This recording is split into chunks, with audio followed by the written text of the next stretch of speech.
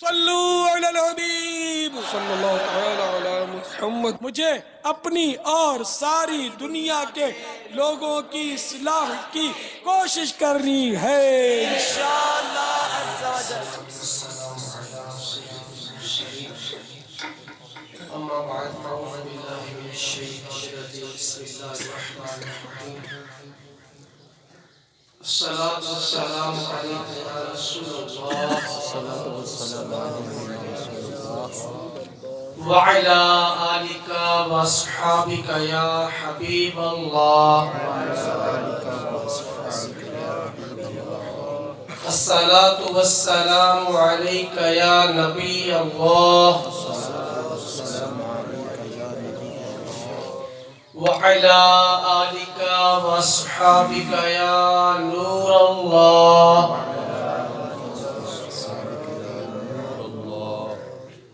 اللہ کے آخری نبی محمد عربی صلی اللہ تعالی علیہ وآلہ وسلم کا فرمان عالی شان ہے، جو شخص مجھ پر دن بھر میں 50 مرتبہ درود پاک پڑھے گا، کل روز قیامت میں اس کے ساتھ ہاتھ ملاؤں گا۔ سبحان اللہ سبحان اللہ۔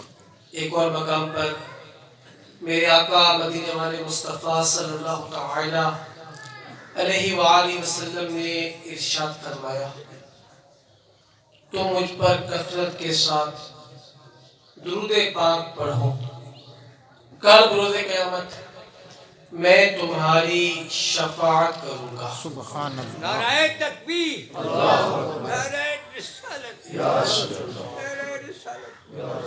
میرے پیارے اور محترم اسلامی بھائیوں بزرگوں، اور میں کرام فرماتے ہیں کہ جو کوئی خوش نصیب دن بھر میں 313 مرتبہ درود پاک پڑھنے کا معمول بنا لے گا، اس کا شمار کثرت کے ساتھ پڑھنے والوں میں ہو جائے گا۔ سبحان اللہ سبحان اللہ۔ درود پاک بہت سارے ہیں، ایک بڑا ہی پیارا اور آسان اور مختصر درود پاک آپ کی خدمت میں عرض کرتا ہوں کہ جو کوئی یہ ایک مرتبہ پڑھتا ہے، اس کے منہ پر رحمت کے 70 دروازے کھول دیے جاتے ہیں۔ سبحان اللہ سبحان اللہ۔ یہ درود پاک ہے صلی اللہ علی محمد۔ صلی اللہ علیہ وسلم۔ آپ کوئی سا سبحان درود پاک لے لیں، سبحان اللہ۔ درود ابراہیمی پڑھیں، اچھی بات ہے، لیکن وہ طویل ہے۔ الصلاۃ والسلام علیک یا رسول اللہ درود پاک ہے، صلی اللہ علی محمد درود پاک ہے، صلی اللہ تعالی علیہ وآلہ وسلم بھی درود پاک ہے، اور بھی مختلف قسم کے درود پاک ہیں۔ تو آپ بھی کوشش کریں کہ کوئی ایک ساتھ درود پاک اس کو اپنا وظیفہ بنا لیں، اور دن میں 313 مرتبہ پڑھنا کوئی اتنا مشکل نہیں ہے۔ اور کسی نے کیا خوب کہا، دکھوں نے تم کو جو گھیرا ہے تو درود پڑھو۔ سبحان اللہ۔ دکھوں نے تم کو جو گھیرا ہے تو درود پڑھو، جو حاضری کی تمنا ہے تو درود پڑھو۔ سبحان اللہ۔ نیت کر لیں کہ ہم بھی اپنے آقا مدینے والے مصطفیٰ صلی اللہ تعالی علیہ وآلہ وسلم پر کثرت کے ساتھ درود پاک پڑھیں گے۔ صلو علی الحبیب صلی اللہ تعالی علی محمد وعلی آلہ وصحبہ وبارک وسلم۔ پیارے پیارے اور محترم اسلامی بھائیوں، اسلامی مہینہ جمادی الاخری کے آخری ایام ہے، اور ماہ رجب المرجب کی آمد ہے۔ آج کی اس ایصال ثواب کی محفل میں اجتماع میں ہم انشاءاللہ تھوڑے سے وقت میں ماہ رجب کے متعلق سنیں گے، سبحان اللہ۔ سنیں گے اور نیت کریں کہ ہم انشاءاللہ ان باتوں پر عمل بھی کریں گے۔ سبحان اللہ۔ بصرہ کی ایک نیک خاتون نے بوقت انتقال اپنے بیٹے کو وصیت کی مجھے اس کپڑے کا کفن دینا جس سے پہن کر میں رجب اور مرجب میں عبادت کیا کرتی تھی. بعد انتقال بیٹے نے کسی اور کپڑے میں کفنا کر دفنا دیا. جب وہ قبرستان سے گھر آیا تو دیکھا کہ جو کفن اس نے پہنایا تھا وہ گھر میں موجود تھا. اس نے گھبرا کر ماں کی وصیت والے کپڑے تلاش کیے تو وہ اپنی جگہ سے غائب تھے. اتنے میں ایک غیبی آواز گونج اٹھی, اپنا کفن واپس لے لو جس کی اس نے وصیت کی تھی, ہم نے اس کو اسی کپڑے میں کفنایا ہے. سبحان اللہ سبحان کیونکہ اللہ. جو رجب کے روزے رکھتا ہے ہم اس کو قبر میں رنجیدہ نہیں ہونے دیتے. سبحان اللہ. اللہ کی ان پر رحمت ہو آمین. اور ان کے صدقے ہماری بے حساب مغفرت ہو. آمین. جب رجب کا مہینہ آتا ہے تو پیارے آقا صلی اللہ تعالی علیہ وآلہ وسلم یہ دعا پڑھتے تھے, اللہم بارک لنا فی رجب و شعبان و بلغنا رمضان. اے اللہ تو ہمارے لیے رجب اور شعبان میں برکتیں عطا فرما اور ہمیں رمضان تک پہنچا. فرمان مصطفیٰ صلی اللہ تعالی علیہ وآلہ وسلم, رجب اللہ کا مہینہ سبحان اللہ. اور شعبان میرا مہینہ سبحان اللہ. اور رمضان میری امت کا مہینہ ہے. سبحان اللہ. میرے پیارے پیارے اسلامی بھائیوں, یہ تین جو مہینے ہیں یہ بڑی ہی برکتوں والے مہینے ہیں. سیدنا علامہ صفوری رحمت اللہ علیہ فرماتے ہیں, رجب المرجب بیج بونے کا, شعبان المعظم آپاشی یعنی پانی دینے کا, اور ماہ رمضان فصل کاٹنے کا مہینہ ہے. سبحان اللہ. لہذا جو رجب میں عبادت کا بیج نہ بوئے اور شعبان میں اسے آنسوؤں سے سیراب نہ کرے, وہ رمضان المبارک میں فصل رحمت کیوں کر کاٹ سکے گا. آپ مزید فرماتے ہیں, رجب جسم کو, شعبان دل کو اور رمضان روح کو پاک کرتا ہے. سبحان اللہ. سبحان اللہ. اللہ کرے کہ ہمیں یہ تینوں بابرکت مہینے صحت و عافیت کے ساتھ دیکھنا نصیب ہو جائے. سیدنا انس بن مالک رضی اللہ عنہ سے روایت ہے کہ پیارے آقا صلی اللہ تعالی علیہ وآلہ وسلم نے ارشاد فرمایا, جنت میں ایک نہر ہے جسے رجب کہا جاتا ہے, وہ دودھ سے زیادہ سفید اور شہد سے زیادہ میٹھی ہے. تو جو کوئی رجب کا ایک روزہ رکھے اللہ اسے اس نہر سے پلائے گا. سبحان اللہ. سبحان اللہ. تابعی بزرگ حضرت سیدنا ابو قلابہ رحمۃ اللہ علیہ فرماتے ہیں, رجب کے روزہ داروں کے لیے جنت میں ایک محل ہے. سیدنا ابو امامہ رضی اللہ عنہ سے مروی ہے کہ نبی کریم رؤوف رحیم صلی اللہ تعالی علیہ وآلہ وسلم کا فرمان عظیم ہے, 5 راتیں ایسی ہیں جس میں دعا رد نہیں کی جاتی. آج ہم دعا کے حوالے سے بہت زیادہ اہتمام کرتے ہیں, نیک لوگوں کی خدمت میں حاضری دیتے ہیں, مزارات پر حاضری دیتے ہیں اور اپنی خواہشات, حاجات, دعاؤں کے متعلق عرض کرتے ہیں.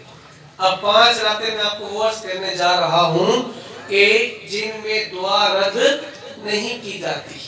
نمبر 1, رجب کی پہلی یعنی چاند رات سبحان اللہ. قریب آنے والی ہے. 2, شعبان کی 15ویں رات، سبحان اللہ 3 شب جمعہ یعنی جمعرات اور جمعہ کی درمیانی رات، 4 عید الفطر کی رات، 5 عید الاضحیٰ کی رات۔ یہ 5 راتیں ایسی ہیں کہ جن میں دعائیں رد نہیں کی جاتی۔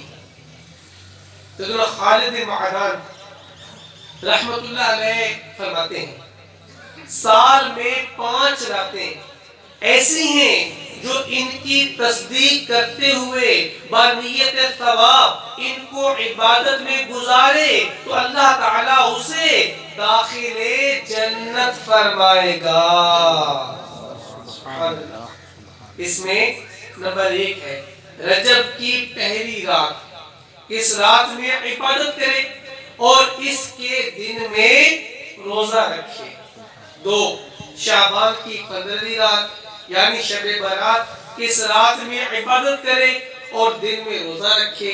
3 اور 4 عیدین کی راتیں یعنی کہ ان راتوں میں عبادت کرے اور دن میں روزہ نہ رکھے، یعنی عیدین میں روزہ رکھنا ناجائز ہے۔ اور 5 شب عاشورہ یعنی محرم الحرام کی 10ویں شب، اس رات میں عبادت کرے اور دن میں روزہ رکھے۔ سبحان اللہ سبحان اللہ۔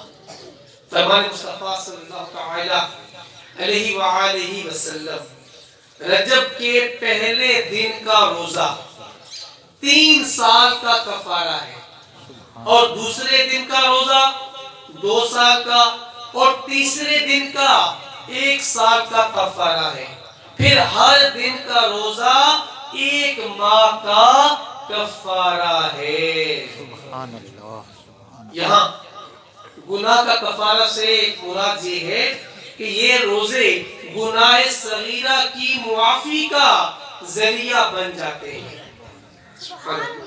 سیدنا انس رضی اللہ عنہ سے روایت ہے کہ رسول اللہ صلی اللہ تعالی علیہ وآلہ وسلم نے فرمایا جس نے رجب کا 1 روزہ رکھا تو وہ 1 سال کے روزوں کی طرح ہوگا، جس نے 7 روزے رکھے اس پر جہنم کے 7 دروازے بند کر دیے جائیں گے، جس نے 8 روزے رکھے اس کے لیے جنت کے 8 دروازے کھول دیے جائیں گے، اور جس نے 10 روزے رکھے وہ اللہ سے جو کچھ مانگے گا اللہ اسے عطا فرمائے گا۔ سبحان اللہ تو جس نے سبحان اللہ ماہ رجب میں 15 روزے رکھے تو آسمان سے ایک منادی یہ اعلان کرے گا کہ تیرے پچھلے گناہ بخش دیے گئے، پس تو از سر نو عمل شروع کر کہ تیری برائیاں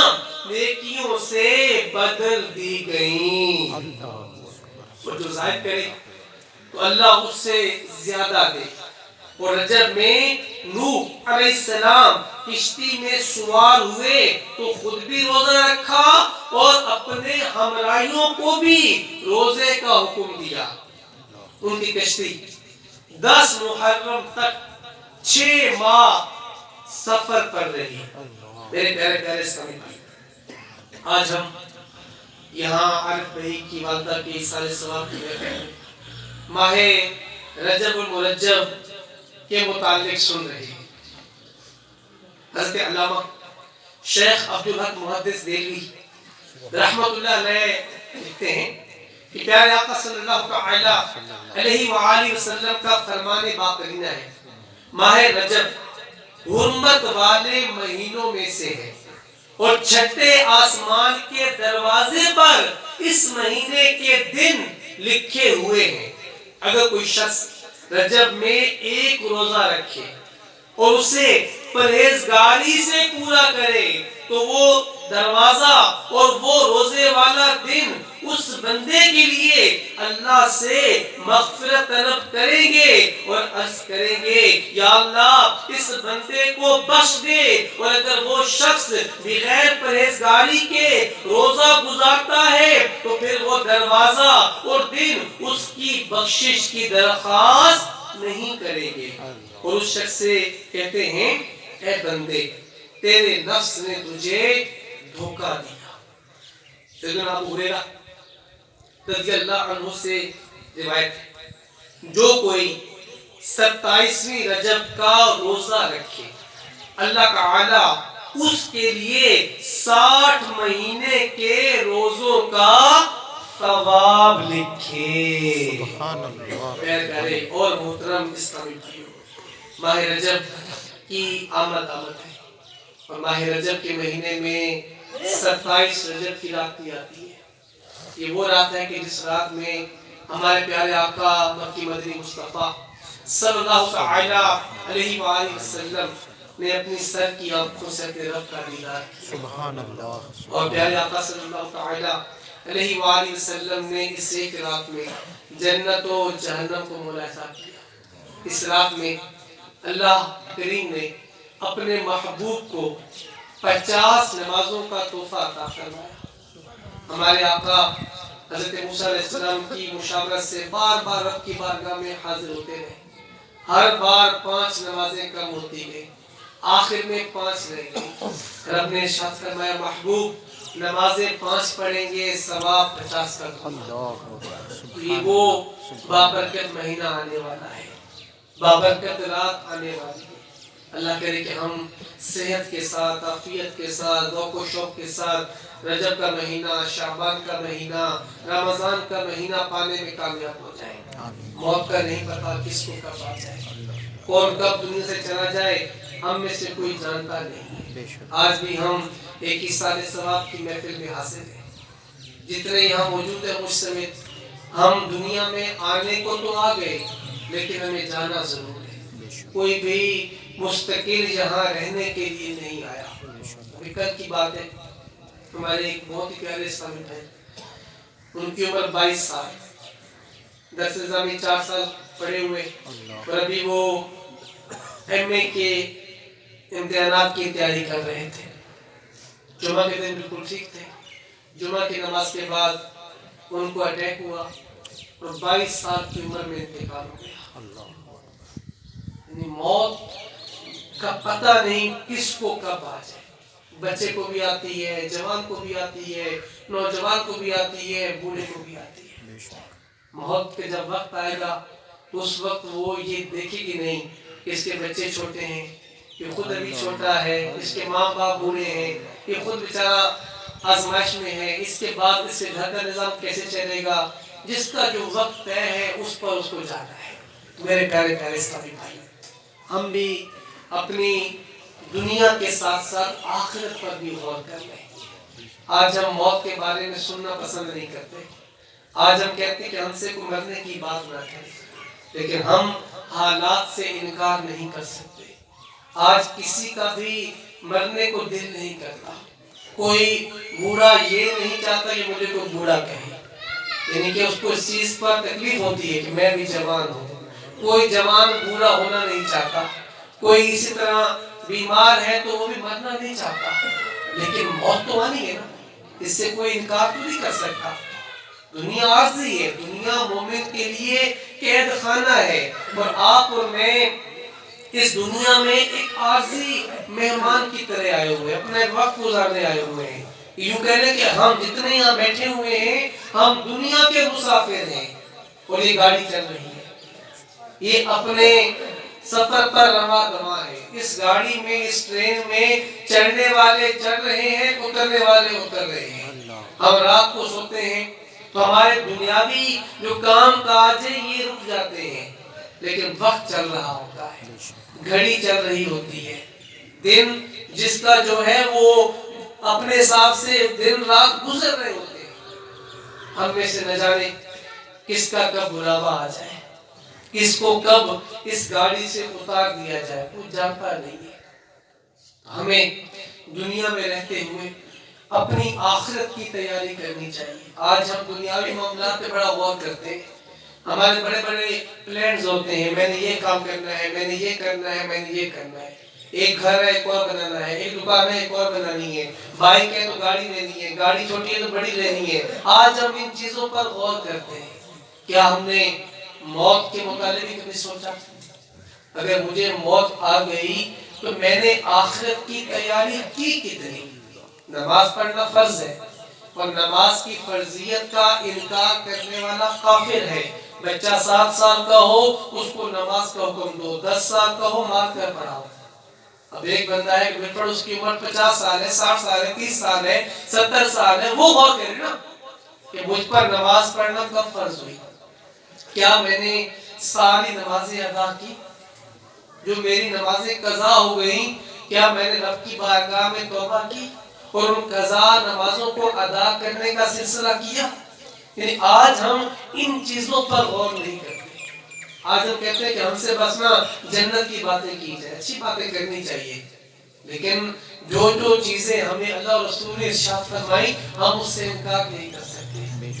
موت آنی ہے، جان دینا آسان نہیں ہے، نزا کی سختیاں یہ اتنی آسان نہیں ہے، جان دینی پڑے گی، روح نکالی جائے گی، تکلیف ہوگی، اور مرنے کے بعد جو سب سے تشویشناک بات ہے وہ یہ ہے کہ مرنے کے بعد انسان کی عقل یہ سلامت رہتی ہے۔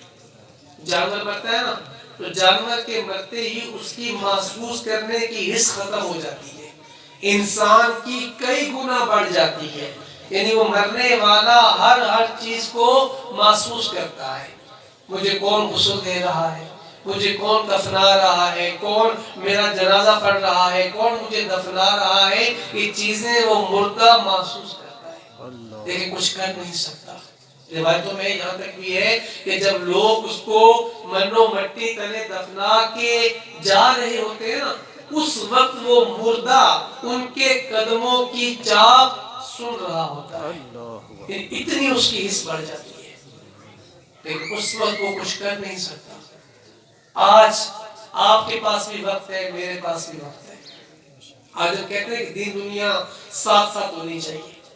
آج اگر ہم دین کے لیے روز کے 2 گھنٹے بھی نکال لیں نا، 2 گھنٹے، ان 2 گھنٹوں میں نمازیں بھی آ جائیں گی، تلاوت قرآن کریم کا بھی سلسلہ ہو جائے گا، علم دین بھی سیکھنے میں کامیاب ہو جائیں گے، اور اپنا ایک وقت اچھے انداز سے گزار لیں گے۔ آج ہمارے پاس نماز پڑھنے کا وقت نہیں ہے۔ آج ہم کہتے ہیں ہم بڑے مصروف ہیں، لیکن نماز کی تو معافی نہیں ہے۔ کھڑے ہو کر نہیں پڑھ سکتے، بیٹھ کر پڑھیں، بیٹھ کر نہیں پڑھ سکتے، لیٹ کر پڑھیں، اشارے سے پڑھیں، قضا ہو گئی ادا کریں، نماز کی معافی نہیں ہے۔ آج ہماری مسجدیں ویران ہیں۔ آج خود غور کر لیں کہ آج مسلمانوں کی ایک بہت بڑی تعداد، یعنی یوں کہہ لیں کہ 95% مسلمان نماز نہیں پڑھتے، نماز نہیں پڑھتے، یعنی بے نمازیوں کی ریشو بہت بڑھ چکی ہے۔ ماہ رمضان میں بھی شروع کے ہوتے ہیں 5 7 8 روزے، ایک ذوق ہوتا ہے، اس کے بعد یہ بھی آہستہ آہستہ کم، پھر دوبارہ جناب 25 رمضان کے بعد پھر ہمیں شروع ہوتے ہیں۔ آج ہماری یہ کیفیت ہے۔ جمعے کی آپ حالت دیکھ لیں کہ جمعہ ادا کرنے کے لیے مسجد میں داخل کب ہوتے ہیں اور مسجد سے نکلتے کب ہیں۔ ان چیزوں پر میرے پیارے اسلامی بھائیوں آپ کو مجھے غور کرنا ہے۔ قبر میں کوئی دوست ساتھ نہیں جائے گا، قبر میں کوئی بینک بیلنس کیش رقم ساتھ نہیں جائے گی، قبر میں کیا جائے گا؟ عمل۔ اب میرا عمل کیا ہے، میرا ماضی کیا ہے، میں اس پہ غور کر لوں۔ ہر بندہ اپنے آپ پہ غور کر لے کہ میری عملی کیفیت کیا ہے، میں کتنا نیک ہوں، میں کتنا نمازی ہوں، اس پر آپ کو مجھے غور کرنے کی حاجت ہے۔ قبر کا امتحان، اس کے سوالات کنفرم ہے، اور یہ ایسا امتحان ہے کہ اس امتحان میں کوئی سفارش نہیں چلتی۔ یہ ایسا امتحان ہے قبر کا کہ اس میں سپلی کمپارٹ نہیں آتی، اس میں رشوت نہیں چلتی، اس کا رزلٹ بھی اسی وقت آ جائے گا۔ پہلا سوال کیا ہوگا؟ من ربک، تیرا رب کون ہے؟ دوسرا کیا ہوگا؟ ما دینک، تیرا دین کیا ہے؟ تیسرا کیا ہوگا؟ ما کنت تقول حقی حاضر رجل، پیارے آقا کا چہرہ دکھایا جائے گا، سوال ہوگا ان کے بارے میں تو کیا کہتا ہے؟ آج ہم ذرا اس چیز کو غور کریں کہ آج میں نے، آپ نے قبر کے امتحان کی تیاری کی کتنی؟ آج تو ہمارا قبرستان جانے کو بھی دل نہیں کرتا، آج ہم کہتے ہیں ہمارا دل گھبراتا ہے۔ ذرا غور کر لیں نا کہ منو مٹی تلے ہم نے جانا ہے۔ سیدنا ابو دردہ رضی اللہ عنہ، آپ کا معمول تھا کہ آپ قبرستان میں جایا کرتے ہیں. آپ سے کسی نے پوچھا کہ آپ ان قبروں کے پاس کیوں بیٹھتے ہیں؟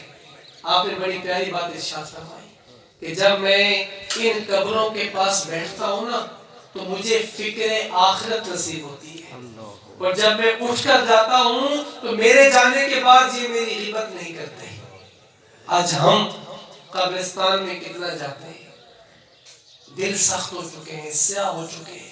دل کی سختی کا علاج موت کو یاد کرنے میں. وہ چاہتا ہے کہ میرا دل نرم ہو، وہ قبرستان جایا کرے، وہاں جا کے بیٹھا کرے، ان کے لیے سال ثواب کریں. جب وہ زندہ تھے ان کو یاد کر لیں. اس سے دل کی سختی کا علاج ہوگا.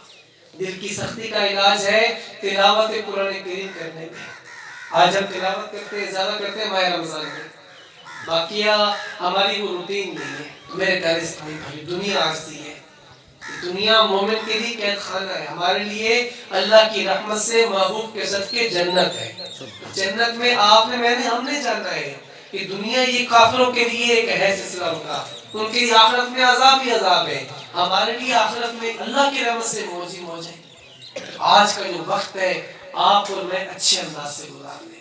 آخر میں یہی عرض کروں گا کہ جتنے عاشقان رسول یہاں حاضر ہیں، ہر بندہ اپنی آخرت کے متعلق غور و خوض کرے، اپنی آخرت کے متعلق خود غرض بنے. جن کے ماں باپ حیات ہیں ان سے عرض کروں گا کہ اپنے ماں باپ کی خدمت کریں. ماں باپ یہ اللہ کی بڑی نعمت ہے. باپ کو جنت کا درمیانی دروازہ فرمایا گیا حدیث پاک میں. ماں کو جنت کی چوکھٹ فرمایا گیا. ماں باپ کو دیکھنا عبادت ہے. ماں باپ کو دیکھنا حج مبرور کا ثواب ہے. ماں باپ کی دعا بھی قبول، ان کی بد دعا بھی قبول. جن کے ماں باپ ہیں وہ ان کی خدمت کریں، ان کو ناراض نہ کریں، ان کو راضی رکھیں، ان سے دعائیں لیں. یہ اللہ کی بڑی نعمت ہے، اور یہ ایسی نعمت ہے کہ ماں باپ کی محبت اپنی اولاد سے بے لوث ہوتی ہے. انہیں اپنی اولاد سے غرض نہیں ہوتی. اگر ایک بچہ بالفرض خدا نہ خواستہ نابینا، گونگا، بہرا، معذور پیدا ہو جائے نا تو ماں باپ اس کو بھی نہیں پھینکتے، اس کا بھی خیال کرتے ہیں کہ ہے تو ہماری اولاد نا. لیکن آج فی زمانہ جب یہی ماں باپ بوڑھے ہوتے ہیں نا تو اولادیں ان کو چھوڑ دیتی ہیں، اولڈ ہاؤس میں جا کے جمع کرواتی ہیں. کیوں؟ کہ اولاد کے پاس ٹائم نہیں کہ ماں باپ کی خدمت کر سکے. تو ماں باپ اللہ کی بڑی نعمت ہے، ان سے دعائیں لینی چاہیے. جن کے ماں باپ ایک یا دونوں انتقال کر گئے وہ ان کے لیے ایصال ثواب کریں، ان کے لیے دعا کریں. جیسے بعد میں جو جمعہ کے دن اپنے ماں باپ ایک یا دونوں کی قبر پر حاضری دیں، سورہ یاسین کی تلاوت کریں اور ان کو ایصال ثواب کریں. اللہ تبارک و تعالی اس پڑھنے والے کی بخشش فرما دیتا ہے. سبحان اللہ. کہ ماں باپ جانے کے بعد بھی اولاد دعا کر رہی ہے، ٹھیک ہے نا، اس کو برکت نصیب ہو رہی ہے. اور جو اپنے والدین کے لیے دعا کرتا ہے اس کا رزق یہ بڑھا دیا جاتا ہے. تو اپنے ماں باپ کے لیے دعا کرنی چاہیے. ذہن نصیب قبرستان حاضری دینی چاہیے. اگر دور ہے بھلے آپ 3 مرتبہ پڑھ لیں بسم اللہ شریف، 1 مرتبہ پڑھ لیں درود پاک، پڑھ کر جو پڑھا یہ میں نے اپنے ماں باپ کو ایصال کیا. تو اس کے لیے بڑی محفل کرنے کی حاجت تھوڑی ہوتی ہے. کیا کہ ان کو بندہ یاد کرے نا، اس کے بارے میں موت بھی یاد رہے گی اور انسان اپنی بھی قبر و آخرت کی تیاری کرے گا. اس لیے ماں باپ کی خدمت کریں، نمازوں کا اہتمام کریں. ذہن نصیب روزانہ کم از کم 2 صفحات قرآن پاک پڑھ لیں، لیکن پڑھیں ترجمہ تفسیر کے ساتھ. زندگی میں ایک بار تو انسان یہ سلسلہ کر ہی لے. انشاءاللہ جب قرآن پاک پڑھیں گے، نمازوں کا اہتمام کریں گے، قبرستان جائیں گے، ماں باپ کے لیے دعائیں کریں گے، اللہ کی رحمت سے انشاءاللہ ہمیں اس کی برکتیں نصیب ہوگی. دعوت اسلامی کا دینی ماحول ہمیں یہی سوچ دیتا ہے، یہی فکر دیتا ہے کہ ہم نیک بن جائیں، ہم نمازی بن جائیں. تو آپ سے عرض ہے کہ ہر جمعرات کو دعوت اسلامی کے مدنی مرکز فیضان مدینہ اسلام گڑھ میں اجتماع ہوتا ہے. خود بھی جائے اور ان کو دعوت دے کر نکل جائے. آگے انشاءاللہ ماہ رمضان کی آمد ہے. اللہ کرے حالات بہتر رہے, کوئی ایسی آزمائش اس وائرس کی وجہ سے نہ بنے, تو انشاءاللہ اعتکاف بھی ہوگا. اعتکاف کی بھی نیت کر رہے ہیں, ہمیں انشاءاللہ اس کی برکتیں نصیب ہوں گی. اللہ کے دن سے دعا ہے کہ ہم سب کا یہاں حاضر ہونا اس کو اپنی پاک بارگاہ میں قبول فرمائے. بالخصوص جن کے والدین کا انتقال ہوا, اللہ تعالیٰ سب کی بے حساب بخشش فرمائے. اور جن کے ماں باپ ایک یا دونوں زندہ ہیں, اللہ کریم سب کو صحتوں عافیتوں والی طویل زندگی عطا فرمائے. ہمارے عارف بھائی کی والدہ مرحومہ کی بے حساب بخشش فرما کر ان کو سیدہ فاطمہ الزہرا رضی اللہ عنہا کا پڑوس نصیب فرمائے. آمین بجاہ نبی الامین صلی اللہ علیہ وآلہ وسلم. پڑھیں گے, اس کے بعد انشاءاللہ دعا